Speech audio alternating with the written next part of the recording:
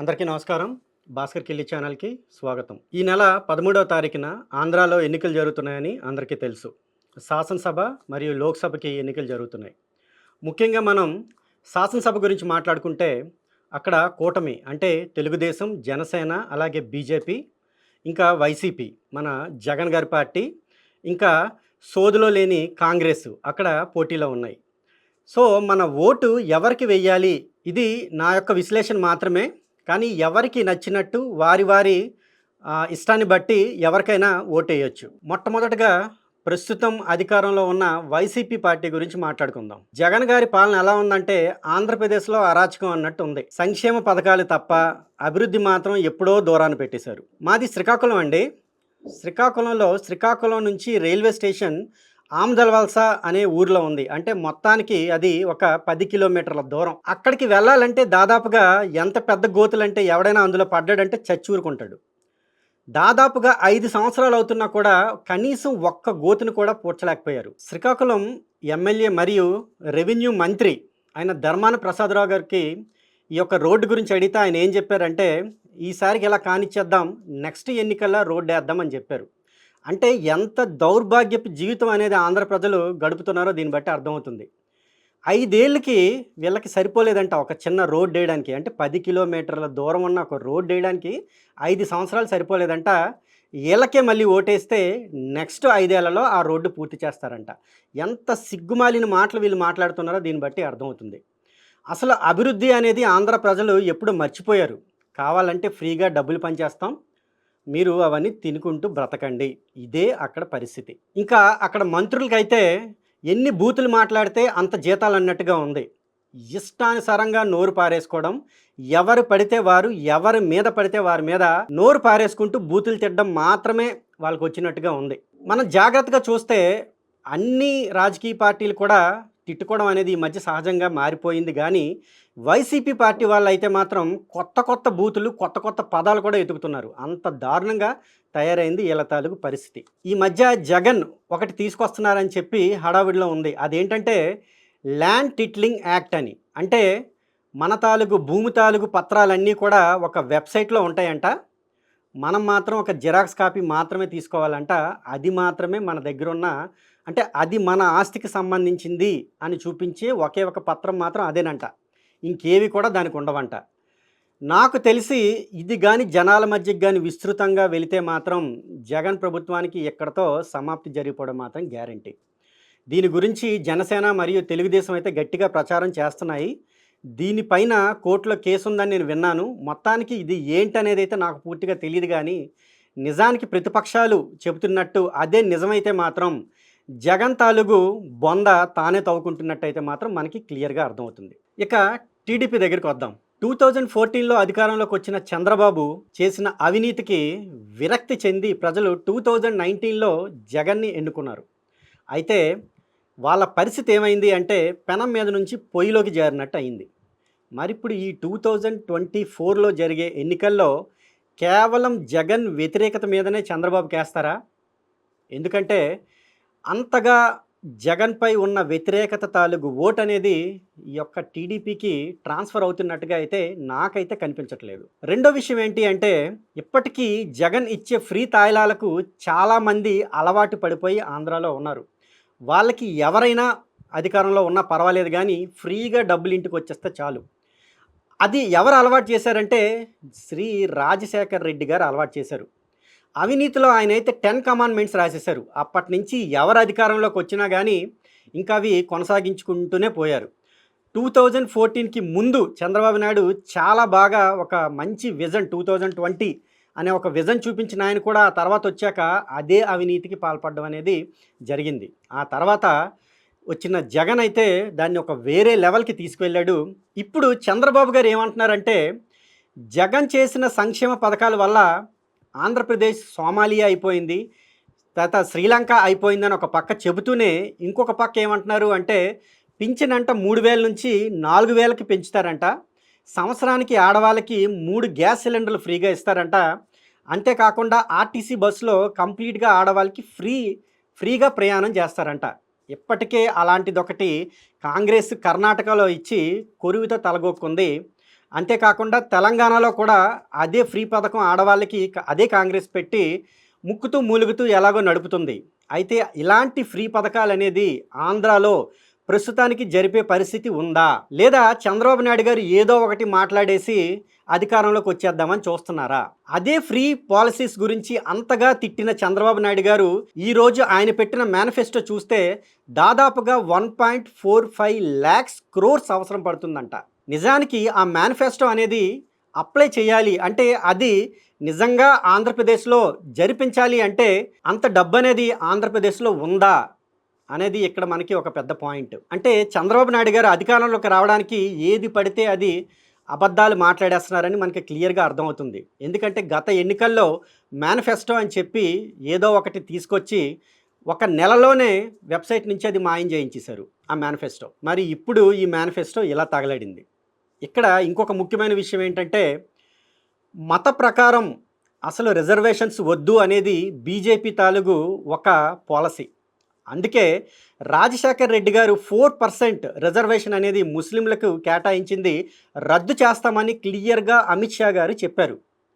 మరి మన నక్కజిత్తుల చంద్రబాబు నాయుడు గారు ఏమంటున్నారు అంటే హజ్ యాత్రకి వెళ్ళే ముస్లింలకంట 1 లక్షతో పాటు దాదాపుగా 5 లక్షలు వడ్డీ లేని రుణాలు ఇస్తామని చెప్పి, అంతేకాకుండా బీజేపీ ఏదైతే 4% రిజర్వేషన్ రద్దు చేస్తామని చెప్తున్నారు కదా, అది కూడా ఉంచేందుకు మేము కృషి చేస్తామని చెప్తున్నారు. ఇదంతా కాకుండా 50 ఏళ్లకే వాళ్ళకి పెన్షన్ వచ్చేటట్టు కూడా చేస్తామని చెప్తున్నారు. అంటే ఒక పక్క బీజేపీ మత ప్రకారం రిజర్వేషన్స్కి మేము వ్యతిరేకమని ఖచ్చితంగా చెప్తున్నప్పుడు చంద్రబాబు గారు కూటమిలో ఉంటూ కూడా బీజేపీకి వ్యతిరేకంగా ఎలా చెప్తున్నారు. మరి బీజేపీకి ఇలాంటి నక్కజిత్తుల చంద్రబాబుతో అంటకాగాల్సిన కర్మ ఏమొచ్చింది? ఇవన్నీ కూడా మనం పరిశీలించాల్సిన విషయం అయితే ఉంది. ఇక మన పవర్ స్టార్ పవన్ కళ్యాణ్ గారి దగ్గరికి వద్దాం. ఈయన ముందు నుంచి ప్యాకేజీ స్టార్ అని అంటూనే ఉన్నారు. ఎందుకో కారణం నేను మీకు చెప్పేదాన్ని బట్టి అర్థమవుతుంది. ఈయన గారు సొంతంగా అయితే ఎప్పుడు కూడా రాజకీయాల్లో పనిచేసినట్టు నాకైతే ఇంతవరకు తెలియదు. ఇప్పటి వరకు కనీసం ఒక్క కార్యకర్తను కూడా, అంటే దాదాపుగా పార్టీ పెట్టి 10 ఏళ్ళు అవుతున్నా కనీసం ఒక్క కార్యకర్తను కూడా ఈయన ఏర్పాటు చేసుకోలేకపోయారు. అంటే ఈయన సిన్సియర్గా ఎలా రాజకీయాలు చేస్తున్నారు అనేది మనకి ఇక్కడ అర్థమవుతుంది. అయితే సినిమాలు ఎప్పుడైనా ఎన్నికలు ఉంటే ఆ కాల్ షీట్స్, అంటే సినిమాలకి ఇచ్చే కాల్ షీట్స్ అనేవి ఇక్కడ రాజకీయాలకి మార్చి ఇక్కడ కావాలని నటన చూపిస్తారనమాట. ఆ తర్వాత గెలిచినా గెలవకపోయినా మళ్ళీ యథాప్రకారంగా సినిమాల్లోకి వెళ్ళిపోతారు. మరి ఇలాంటి పర్సన్ని మనం ఎలా నమ్మగలం? నిజానికి పవన్ కళ్యాణ్ మీద చాలానే హోప్స్ ఉన్నాయి. ఎందుకు అంటే అవినీతితో కానీ, లేకపోతే ఇలాంటి ఆ ఫ్రీ పథకాలతో కానీ చంద్రబాబు నాయుడు కానీ లేకపోతే జగన్ కానీ చూసి జనాలు మొత్తంగా విసిగిపోయారు. యువకుడు కాస్తో కోస్తో గట్టిగా ప్రశ్నిస్తాను అని చెప్పి వచ్చిన పవన్ కళ్యాణ్ మీదైతే హోప్స్ బాగానే ఉన్నాయి. కానీ ఆయన మాత్రం ఎప్పుడు కూడా పక్కవాడి భుజాలెక్కి రాజకీయాలు చేస్తాను అనడమే తప్ప సొంతంగా చేస్తాను అని ఇంతవరకు అయితే ఆయన చూపించుకోలేకపోయాడు. అసలు ఆయనకి జగన్ మీద అంత వ్యక్తిగతమైన కోపం ఎందుకు? చంద్రబాబు నాయుడు అంటే అంత వ్యక్తిగతమైన ఇష్టం ఎందుకు? నిజానికి ఆయన 2 పార్టీలకి సమాన దూరంలో ఉండి కొంతమంది కార్యకర్తలను ఏర్పాటు చేసుకొని నిజానికి ఆయన రాజకీయంలో సీరియస్గా ముందుకు వెళ్ళి ఆ తర్వాత ఎవరితో ఒకరితో జత కట్టి ఉంటే కాస్త గౌరవప్రదంగా ఉండుండేది. ముందు నుంచే టీడీపీకి వంతుపాడారు. ఆ తర్వాత ఏమైంది?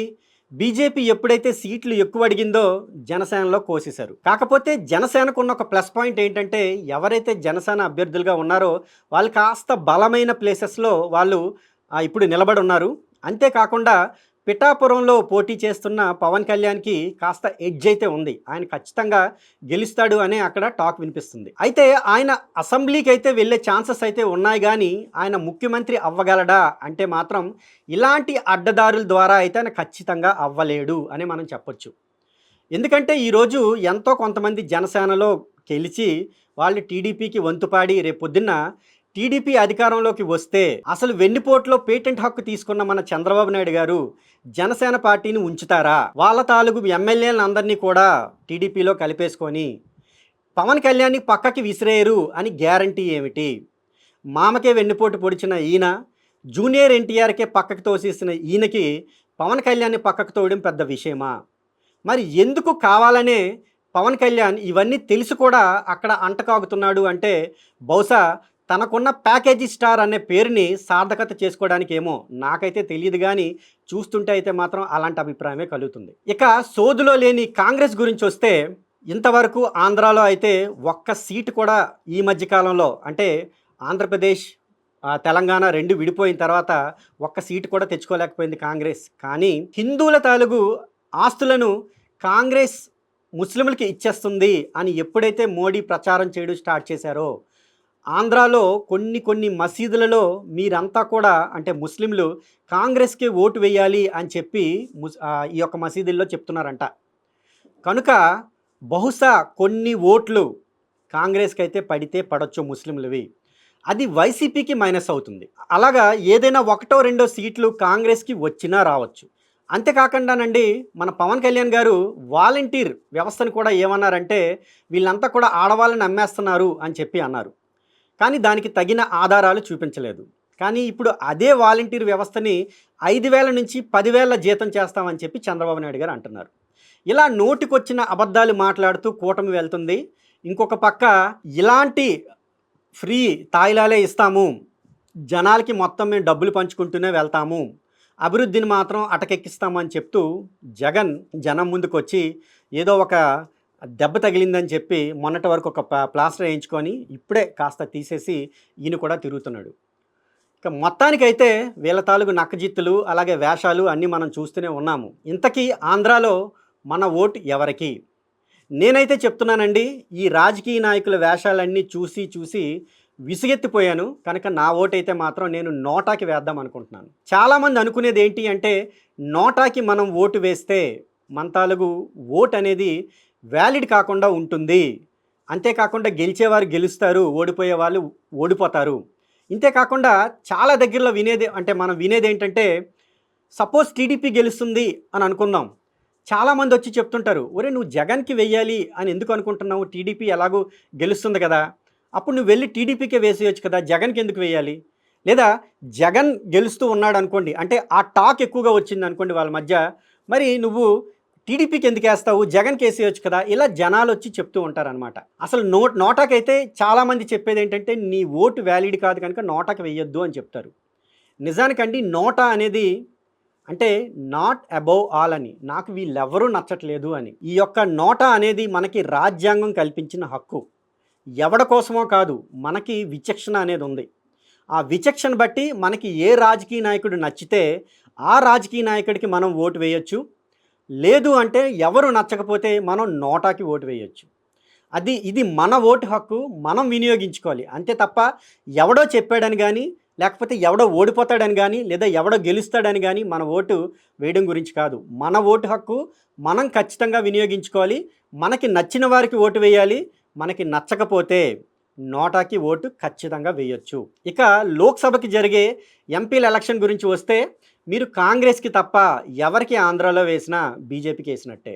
ఇక టీడీపీకి ఓటు వేసిన ఎంపీకి వాళ్ళు కూటమిలో ఉన్నారు బీజేపీతో కలిసి కనుక అది కూడా బీజేపీకే చెందుతుంది.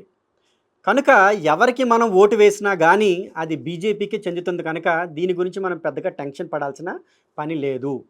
కాంగ్రెస్కి ఎలాగూ ఎక్కువ మంది వేయరు కనుక దాని గురించి మనం వదిలేద్దాం.